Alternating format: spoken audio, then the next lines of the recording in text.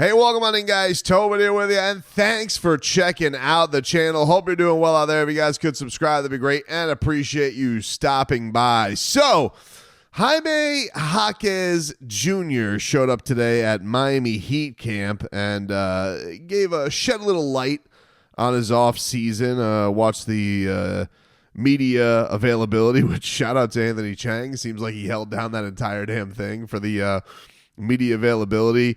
As he was at Slam Miami Charter School for junior Heat camp, and Jaime talking to the kids is fresh off of him doing the media day thing with, I think if you guys have seen some of the clips that have gone around there, but there were a couple of things that really stood out about what Jaime had to say as far as his offseason is concerned. So I'll read you a couple of the quotes that he gave to Anthony here on his offseason. But he said, quote, "When the season ended, took some time to decompress, gather my thoughts, really get into a place of peace.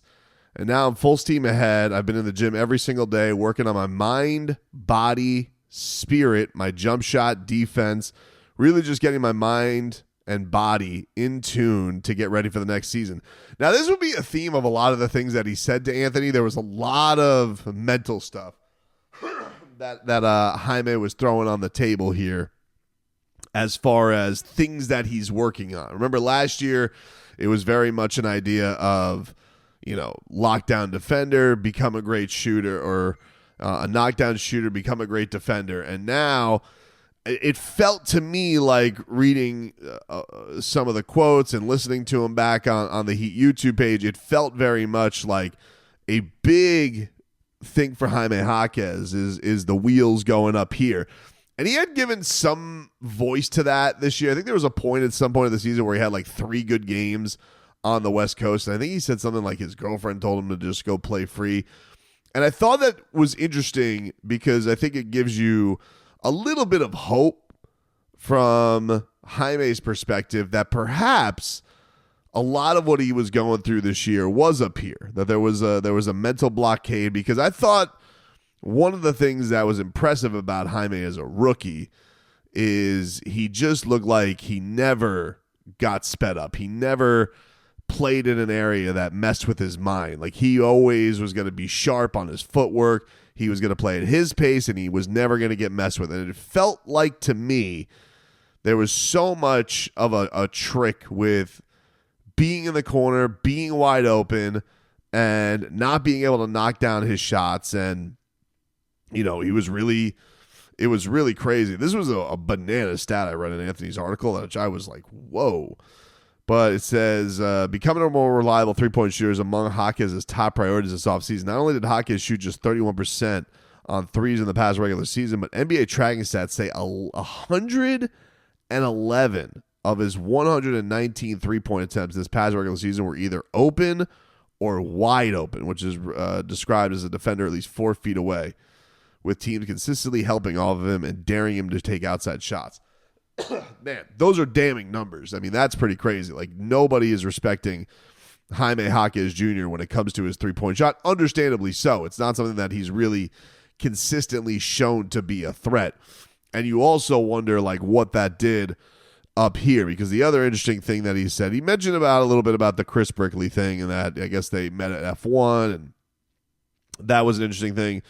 But the other thing that he revealed is that he said, quote, "I'm working with a mental coach to try and help myself become present in moments, trying to tune out all the noise and really just focus on what's important."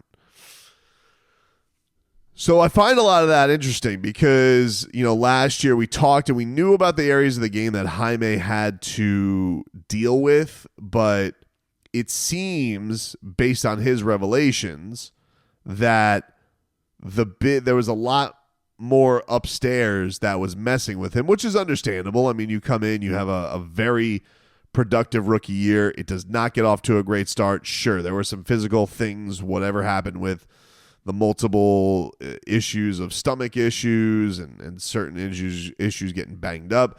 Didn't necessarily look like he had like the same burst that he did in his rookie year. I think that you look at that to say, all right, if he is able to untangle whatever the hell was going on upstairs? Can we get to a point where he's back to being the productive player that he was? Will this stuff about putting the mind in the same place as the body and being in a place where he can physically get right? Because look, there are people who are going to sit here and be like, dude, you're 24 years old, you're 4-year college play, you kind of are what you are. There's not going to be some grand leap here. One reason why you give the benefit of the doubt to a guy like Nikola Jovic or Kalel Ware is their age. Nico just turning 22, Kalel being 21. Jaime, he comes in, he looks just like a polished product, ready to help you off the bench and ready to step into whatever role you need. And I don't know, it just felt very much like his rookie. There wasn't much thinking. It was simple cuts to just try and get himself open. Not a lot of plays called for him. He could still be productive. Putbacks, all of that stuff was just there for him. And then this year, it just got lost in the ether, and it wasn't the same guy. So I like the idea that this is a focus of his, that he is taking a more mental approach to this offseason. And yes, the other stuff will be there, of course, and great that he's working with Chris Brickley and that he is getting some of the tutelage there. And Brickley's worked with a lot of high-profile guys, including Jimmy Butler, who he said was his favorite player coming into the league. But yeah, this year was definitely one to forget. And it's interesting that Jaime's been pretty open about the struggles that maybe were there from a confidence standpoint. I'm sure it didn't help by the time you're out of the rotation. And we saw some capabilities that he was able to ball out against, like the Wizards by the end. I mean, the guy was putting up, really, really big numbers against a terrible team. But still, you could showcase a little bit of something that's there. So now you need to get to a point where, all right, where can we get to where this thing is completely fixed, that this is salvageable? Because with all these trade packages that are going to come up, yeah, he's going to be thrown in there in a lot of these things. And people will say, oh, he was all, but like, you do wonder, like, all right, even around the league, what is the value of Jaime Jaquez Jr.? It's probably as low as it has been, last summer, first of all, being a rookie coming in, and last summer coming off the first team all rookie. Now you're at a spot where it's like, all right, well, what is this salvageable? Is this a thing that we could find something here that works, that is going to be a productive player?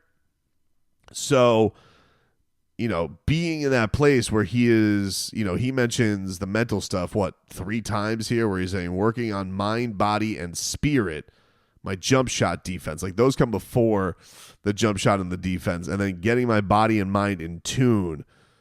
Yes, all sounds very much like, hey, I've been working with a mental coach. I'm trying to get this thing to a level where I am, Juan Wick, confident, Triple J, Triple J, being the guy who you could just give the rock to and I can go get you buckets because I have footwork that is artwork, that it's just beautiful in the paint, that we could get back to seeing year one Jaime Jaquez Jr. It's important. It is important for the Miami Heat because, like, look, even if you end up in a spot where Jaime's not in a trade package this year, we do want to get to a point where Jaime Jaquez is again back to being a rotation player for the Miami Heat. It cannot be in this spot where he is just lost in the ether, where he's not thought of anymore. He's not important anymore. He's not, he's not a threat to defenses to cover anymore. So whether he's going to be here or not, it's either a case of like, hey, the guy has to get back his career back on track. You're in that critical third year where like you're going to be extension eligible the next year. So it's a very, very huge year for Jaime. And I got to think that with the struggles, the mental aspect, never more access to badgering an athlete.